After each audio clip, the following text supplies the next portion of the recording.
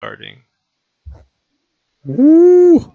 Hello and welcome to In the Tunnel, episode 24. Uh, my name is Sean, I'm Jeremy. and today we are going to switch some things up a bit and get to a little bit of college football for the holidays. Yeah, and the Twitch stream is not work. The link did not work, but it's good. Huh. Well, Oh, Uh, so we're just gonna do a quick rundown of football, as there is one game going on currently while we're recording. it's Titans Jags, so there might as well not be a game Yeah, going on. we're not gonna. I mean, even though the Titans are like a borderline wild card team, like they might as well not be. I don't think so. And then the Jaguars have all of 2 points, so you know that the defense is still okay. But they gave up 13 points to the Titans in the first half, so I mean, you know this just screams of a game that has like bore factor of 1,000. yeah. So special teams got a safety. Oh, I mean, That's about it. same thing from a fantasy perspective, I guess. Yeah, defense, special team, same thing. Mm-hmm. Often the same in fantasy. Yep. All right, yeah. So let's just get that quick rundown out of the way, right? So Yeah. Patriots A 9-3, lot of top of the updates. AFC East. Yep, they're back. Yeah. I don't like that they're back, but they're back. Chiefs 10-2, top of the AFC West. Chargers one game behind. But the thing is the Patriots already beat the Chiefs, and it's just like I don't trust the Chiefs to not lose again as much as I trust the Saints or the Rams, even though the Saints did lose this week. Yeah. But I mean, it can happen. There's only 4 games left in the season. Yeah, but I'll tell you this. At one game out of first place, the Patriots are less likely to be benching their starters than other teams Yeah, who true. are in better position. True. And then so the Steelers are 7-4-1. I think they were last time we were talking about this. They were 7-3-1. Yeah. So, do your own math there. Yeah. We're only a half game up on the Ravens now, which stinks because I get Lamar Jackson's a good player, but come on, no Flacco and like a defense that was struggling the last time that we played them. This is, I mean, gotta clamp down here. Yeah, and then the Texans are 9-3 atop of the AFC South. I don't think the Texans haven't lost in 2 months, so they haven't lost in 9 weeks or 9 weeks for them. That is 2 months. Yeah. So yeah, but like nothing's really changed in the AFC aside from the Ravens inching closer to the Steelers, much to your displeasure. Yeah, well, my displeasure is just how the world works sometimes. That's how we keep the world go round. Yeah. I'm the weight that holds this society down. And so NFC it is. So Cowboys are the number 1 team in the NFC. That's 7-5. The other 2 teams are 1 game behind. Yeah, I mean, look, the Redskins started throwing Mark Sanchez in the game. I think we know what the narrative is here. Yeah, but so I mean, my thing is, their quarterbacks have taken break a leg too seriously. Oh yeah, absolutely. It was like all the family wishes about how they started their year so great and that they should just go out there and break a leg every week. And now all of a sudden you're looking at, RG3 or not RG3. How would I confuse RG3 with Mark Sanchez? Yeah, as if they're one and the same. Oh God. RG3 is first of all he's in Baltimore. Yeah. So wow. Yeah. So anyway, all right, we're just gonna move on. They're basically gone because they've lost the last 3. So it doesn't really look good for them. Cowboys are on a 4-game winning streak. Eagles are on a 2-game. So you're looking at either of those 2 teams to win. but it looks like the Cowboys right now, due to them having the one game. Yeah, moving on though. NFC West, Rams are 11-1. Nothing else to talk about there.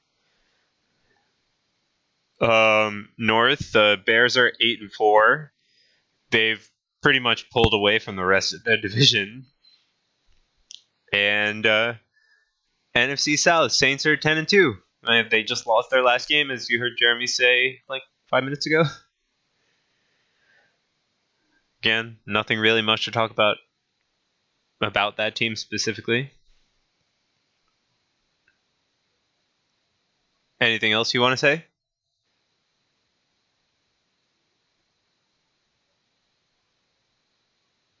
Yes, no? You're not speaking. Alright, well, Jeremy's having some technical difficulties. So I'm gonna keep going. Oh, gotcha. I'm here. I'm here. You're here. The cord came out of the computer, folks. you got to know that your cords are a little. I was wondering why I kept saying stuff, and I was like, you kept churning through there.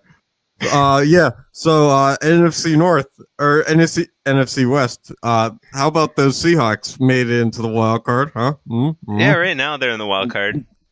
We definitely didn't tackle that one before. No, I mean, yeah, we were kind of writing them off, but no, I just meant you didn't run through that division yet. Oh yeah, I mean, I kind of skipped over everybody but the Rams in that division, because nobody's catching the Rams in their division. But the Seahawks are in the wild card. I'm pretty sure the Rams actually did clinch your division already. I would agree with you as long as they beat the Seahawks twice already, because technically the Seahawks can tie them. I know it happened at least once.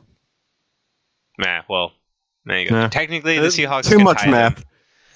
them. Unless it happened twice. Yeah, exactly. Numbers are numbers. Yeah. Everybody in the North has kind of just dropped a game this past week. Yeah. So nothing's changed there. Yeah, the Panthers they're losing control. And I was talking about the North. Hey.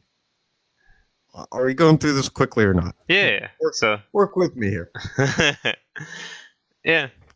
And then, anything you want to bring up about the league in general?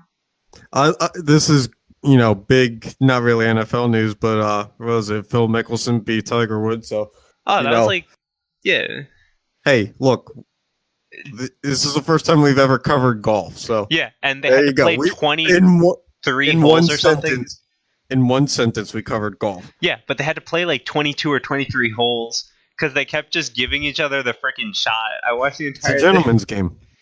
Yeah, but you shouldn't give him the last shot. That's like 10 feet away. Oh my god, it was pissing me off.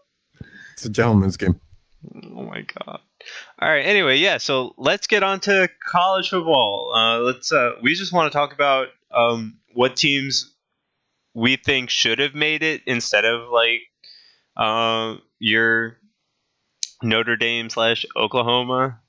All right, so let's just lead off by saying this. I'm getting really tired of Alabama and Clemson being in the playoff. Like, I know it's the NCAA and student athletes and all that crap, but the teams should not be able to make the playoff more than X amount of years in a row. Yeah, but you need variety for the entertainment value to be high. So Alabama's made the playoffs every single year that the playoff has existed, and Clemson has missed once. Yeah, and they probably missed by they were probably like 6th in the poll that year. It's like, oh, how tough it must have been. Look, I'm getting really sick and tired of the same schools every year. But you have to say they definitely deserved it, no matter what.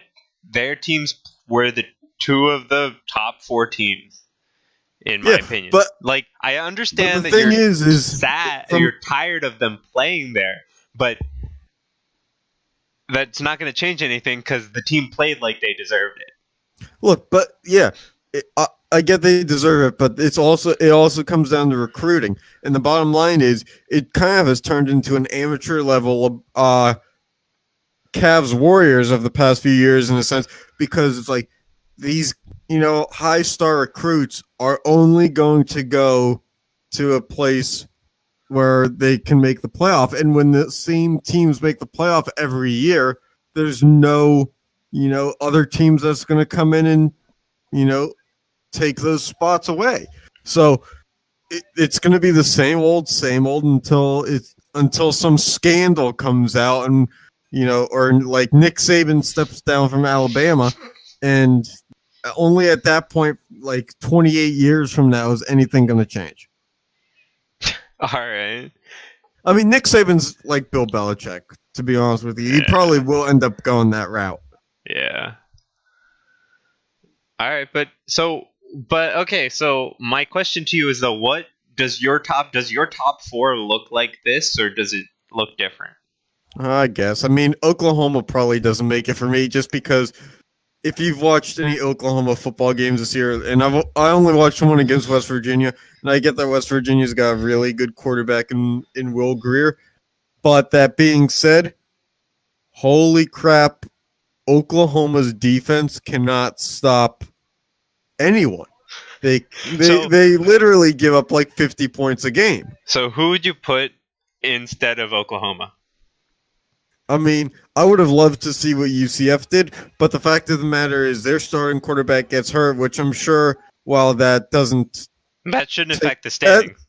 That shouldn't affect the standings, but I'm sure it could. I'm not saying did, but could have affected the argument for putting them in the playoff. But if they're starting quarterback, it shouldn't. But you don't know what happens behind closed doors like that. But I mean, you're talking like. I'm saying they wouldn't deserves make it to be in anyway. there. 100%. No absolutely. question. Look, the fact of the matter is they deserve to be in because they won every game for 2 straight years now. Like, literally. And they missed the playoffs both times.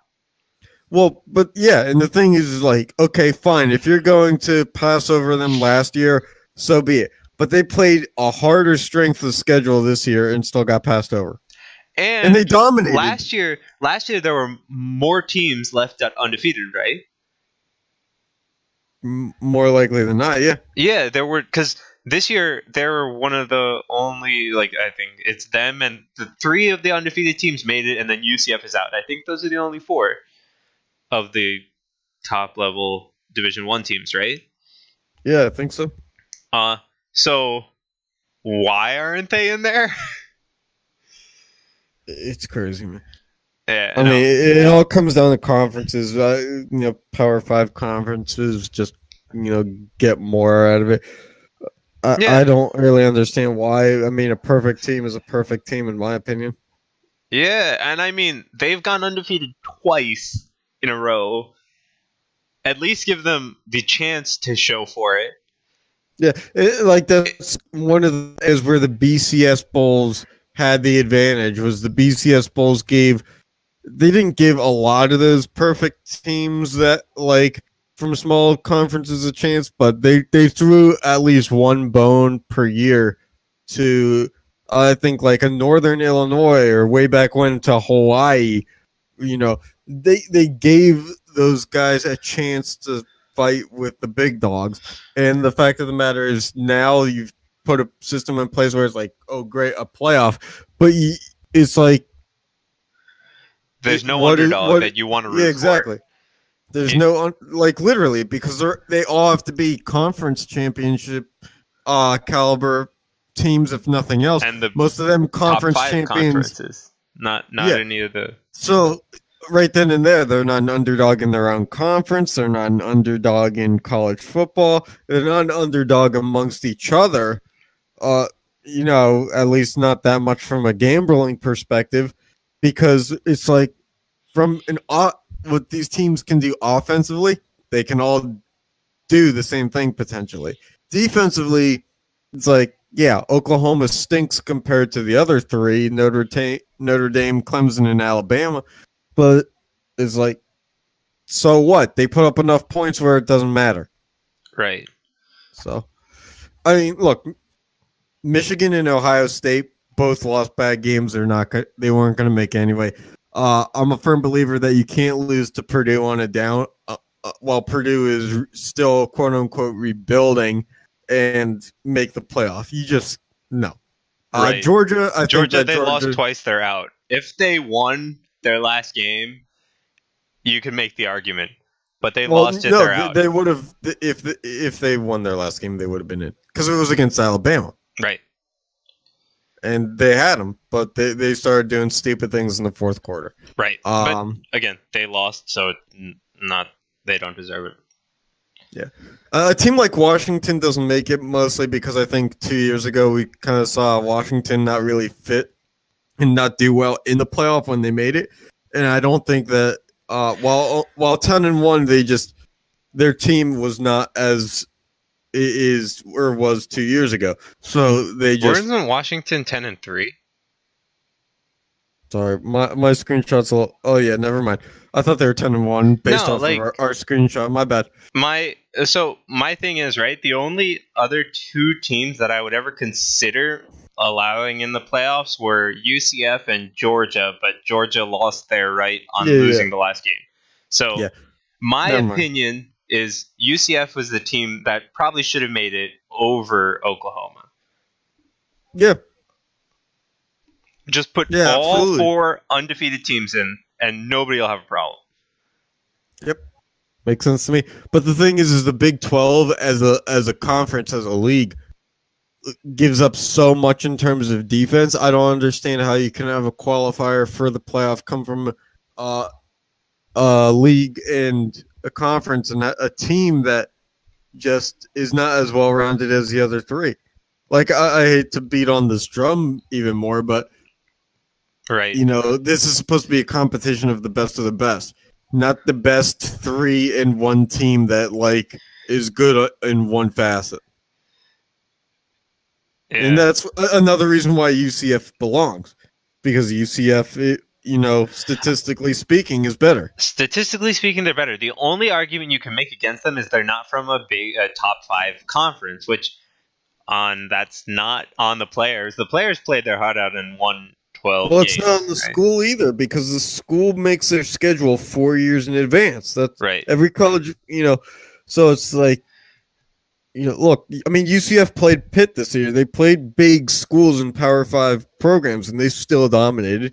Not that Pitt was going to, be anywhere near the playoff anyway, but, that kind of schedule. They did play ranked teams this year.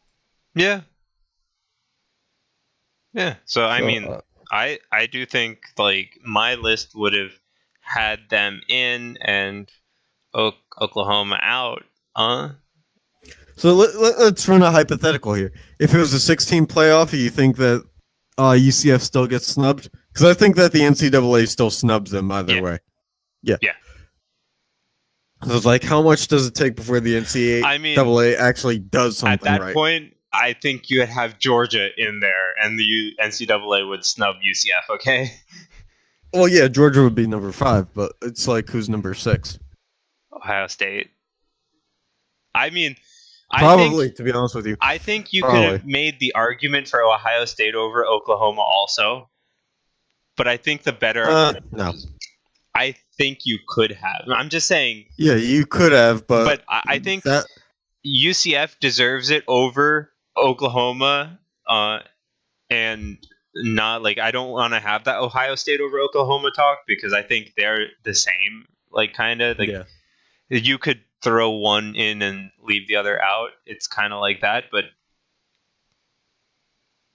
yeah, we'll see. Yeah, I mean, they're not the same in terms of their profile, in terms of how they play the game, but they're the same in that, another Power 5 making it. Yeah, but I meant the same as in how they played the season versus how you could rank them. They were really close, that it was, in my opinion, it's one over the other. Because I think Georgia losing twice is not being taken as seriously by the NCAA as it should have. Mm-hmm. So, because Georgia is ranked 5 right now, or whatever, or 6, whatever it is. So, if it was a 6-team playoff, they would make it. but they're literally the what they have the only team in the top 6 with 11 wins. So No, no, or yeah, I guess. I think because I think the top because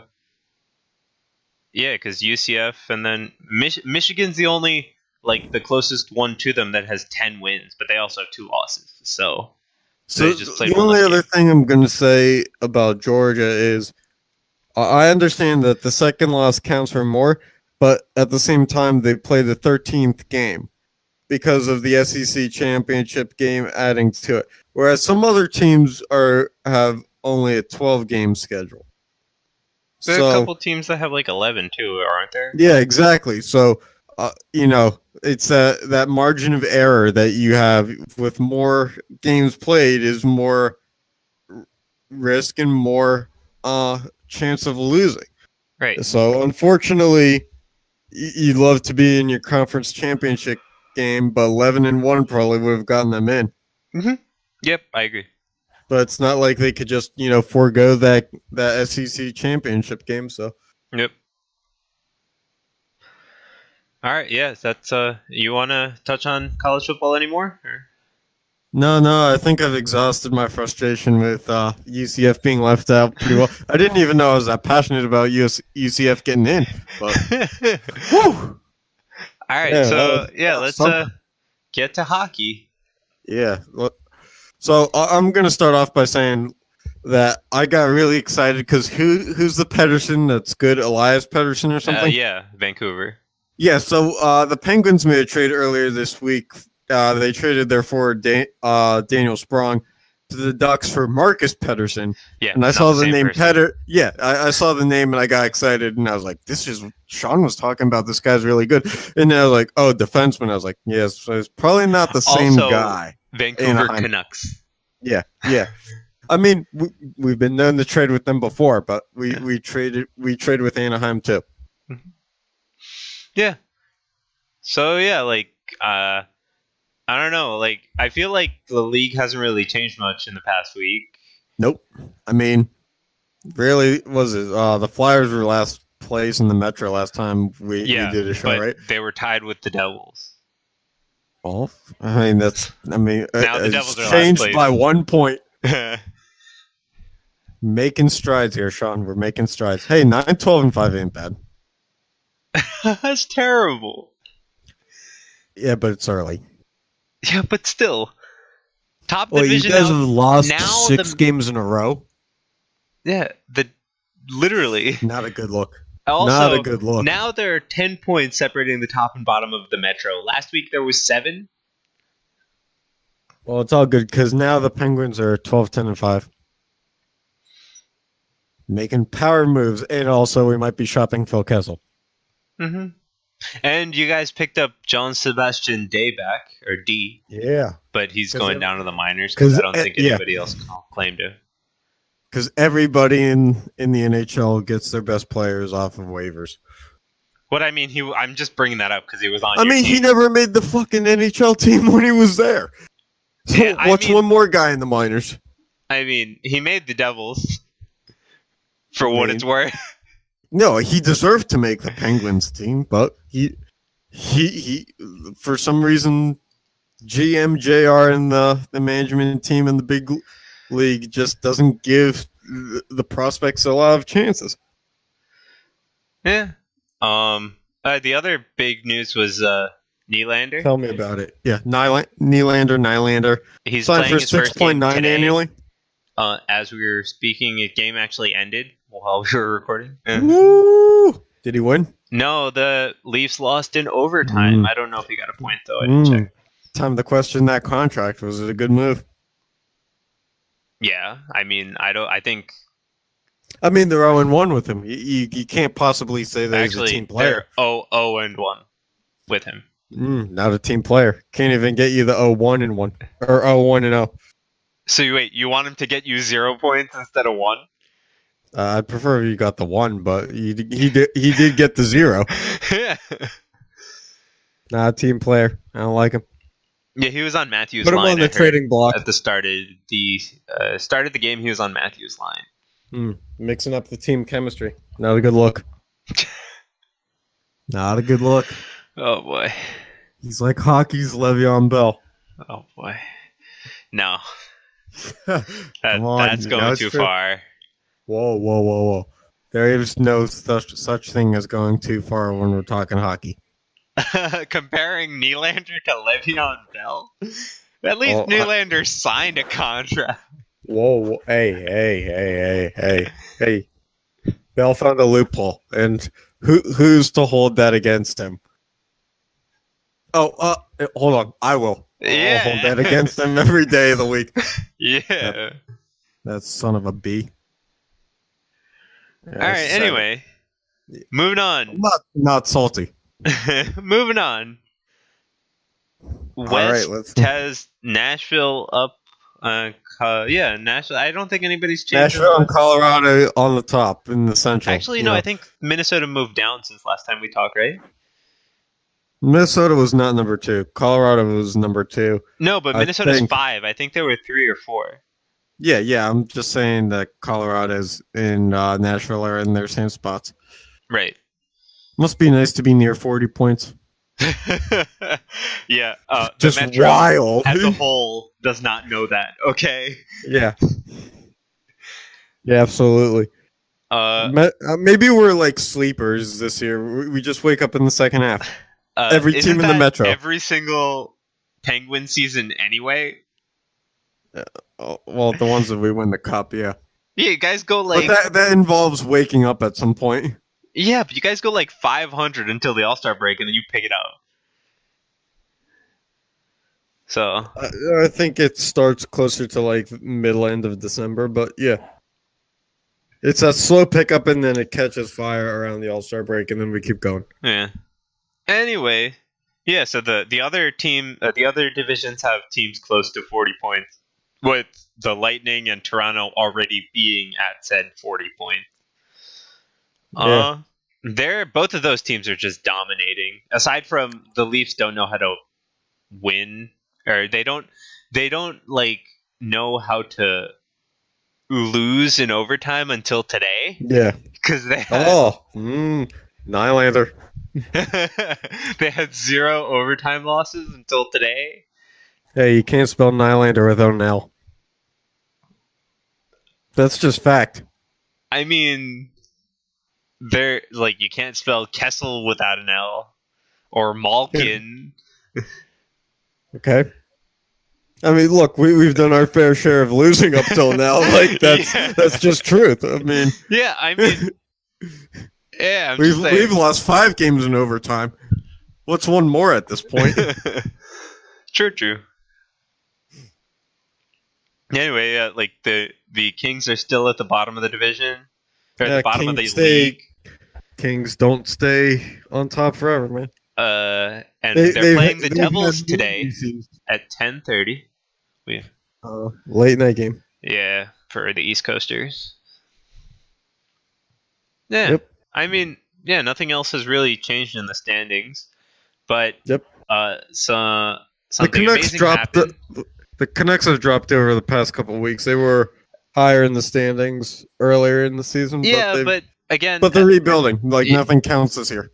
Yeah, and their young players are playing phenomenal. I mean, it's understandable that they're not winning because they're all young. They're developing their young talent, and the defensive side of the game takes work. It doesn't just like pop up. Like offensive, I feel like with the way the juniors and minors go, it's a lot easier to develop offensive talent earlier than it is to develop defensive talent. Yes, makes sense. Specifically because and it takes adaptation to, as a defenseman to prepare and change up the pace of your game for those at the NHL level because it changes at every level. Right. And, we see that we see that their young players are still playing well, so I have no problem. And Right. as I said at the It's beginning of a the season, forecast thing. I'm still watching the Canucks games because their young players are doing well, and I want to see that as a fan. But Yeah. I have no expectation for them to make it to the playoffs. Yeah, not this year. I mean, they're also losers of 4 straight games, so that kind of hurts. Yeah. Anyway, so something amazing happened. Well, it depends on who you're talking to. It's either amazing or not. Do you want to say it? No. Well, Tom Go for it. Wilson. Tom Wilson got pretty the hit was completely clean in my opinion, but he But it got was from taken Ryan out Reeves. by Ryan Reeves. Yeah. The hit was clean, but it was from Ryan Reeves, so you never know. Yeah, no. I watched the thing, and somebody did an analysis on it. Reeves hit him 0.51 seconds after he was touching the puck. Yeah, So, I just mean the intent of said hit. no, and also it wasn't illegal. Like the hit was completely clean in execution. That when I say clean, I mean it was actually executed cleanly. I'm just saying, I don't think Reeves was just going after a random Caps player. I think he knew he was going after Wilson. Yeah, but yeah, there we go.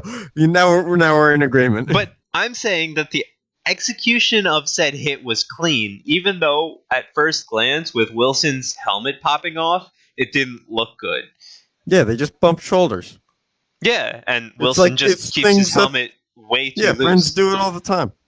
And Wilson keeps his helmet way too loose, so it just flew off, and that's why he got hurt when he went down. Yeah, buckethead. So, yeah, but depending on... Basically, he got a concussion, though. To 30 teams, this is amazing because he's apparently getting what he deserves, even though I don't wish injury on any player. But to Caps fans, this kind of sucks. Actually, it sucks a lot. Because he got a concussion out of it.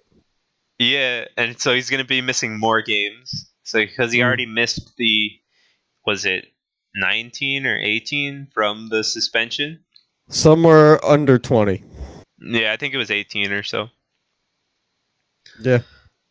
Oh, the big news. How did I leave this off the sheet? NHL's coming to Seattle in 2021, 2022.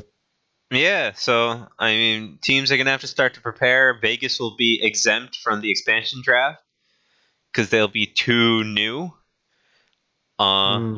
Yeah, they'll only have been in the league 5 years. And it's 3 years, right? 4 years. 2021. For 24 years, 5 years. 4 years, right? So they started at 17. Yeah, okay. Or 16. Did they start in 16?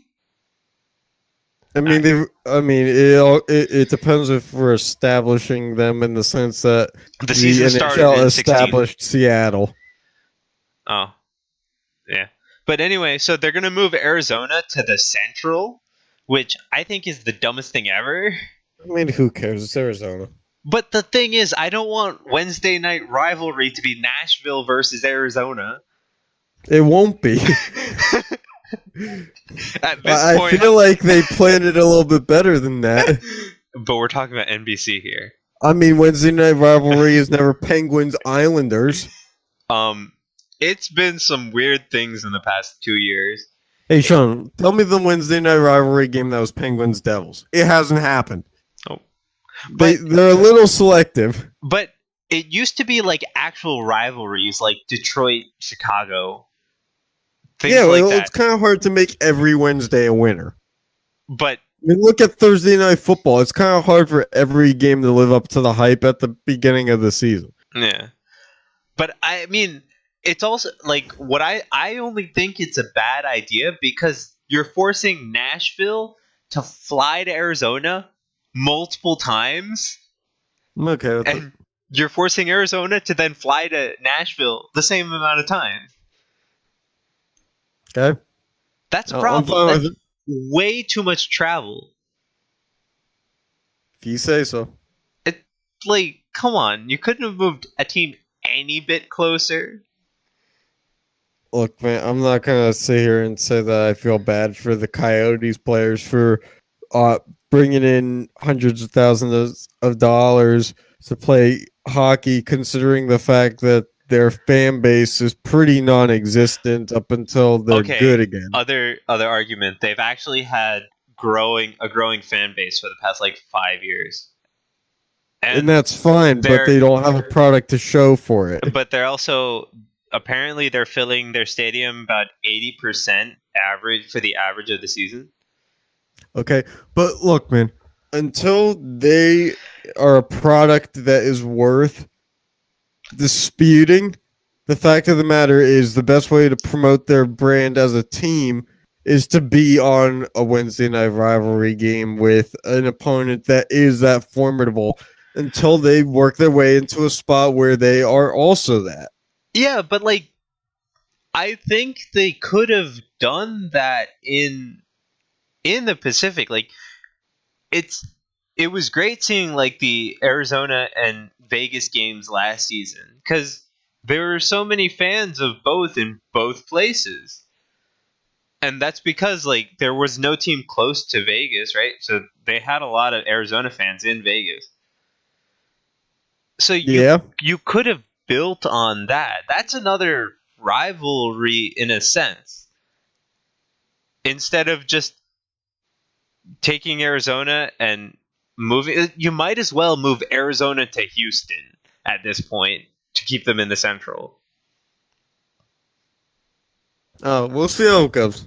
Because I just think that now you're forcing this, like, I understand they're getting paid millions of dollars. Yeah, whatever though. Like, it's a logistical nightmare to have all those teams that are so close to the East Coast already get to Arizona for a game, because it's not like they could do the like California downwards into Arizona, because they used to only do that for like the Pacific. Like every team would just have a Pacific basically road trip for 8 days and hit all 4 teams, I guess. So I just think that it makes a logistical nightmare, but hey, I'm not the one that has to do logistics. I mean, I just think that there's other factors to it than that. I don't know. It's weird because look, I mean, every time realignment happens, there's a winner. If you look at the Pacific, it's hard to, if you were to tell me as it stands right now, where Arizona fits in terms of division rivals, I can't tell you outside of, like you said, maybe Vegas, that they have any. That's it, Vegas. So, yeah, exactly. And that's too raw of a matchup to actually be a rival. So, whereas other teams, you can't take away the Flames versus the Oilers. You can't take away the Sharks versus the Ducks, or the Sharks versus the Kings, or any California team against each other. It's just Arizona is one of maybe 2 teams in that division where if you move them to another division, they don't lose rivalry matchups. But the thing is, right, they don't want to move Vancouver because they want to create Vancouver-Seattle as a rivalry. Correct. They put Vegas there, and they specifically were trying to create Arizona-Vegas as a rivalry, which it's doing fine. But now you're just going to just uproot that team, basically.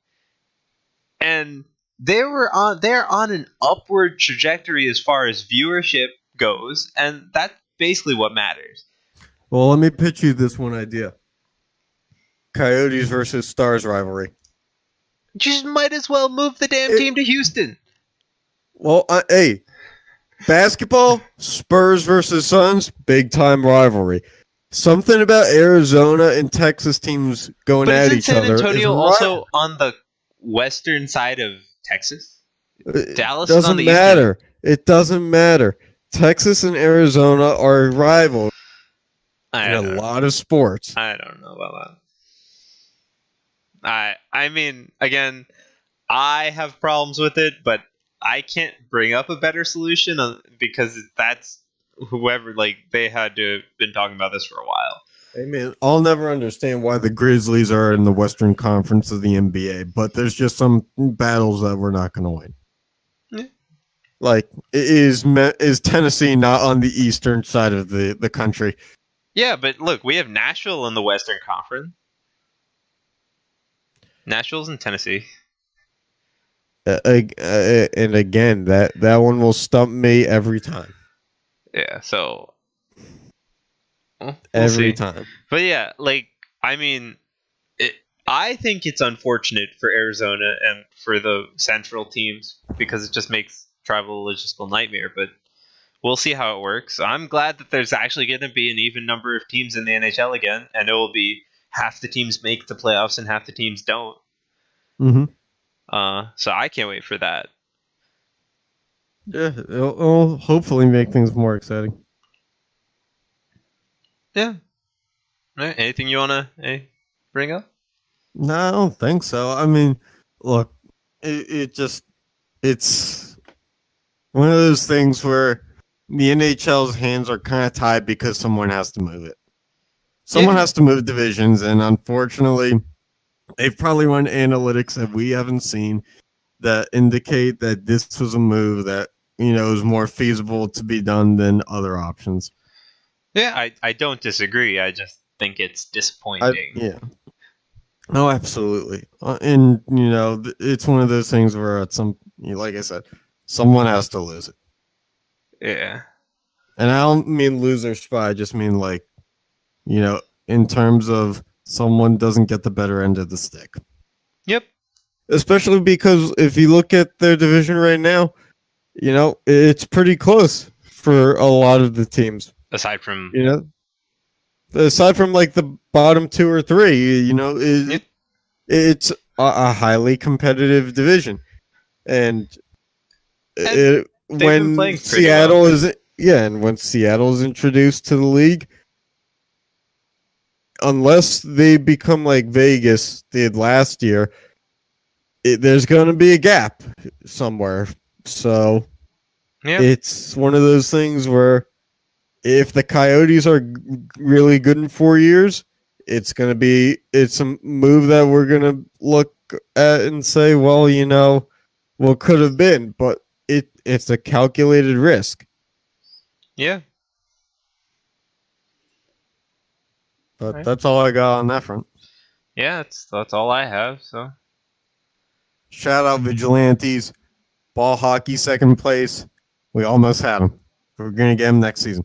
All right. Yeah. Thanks for listening, watching, Let's and go. Yeah. see you next time. See ya.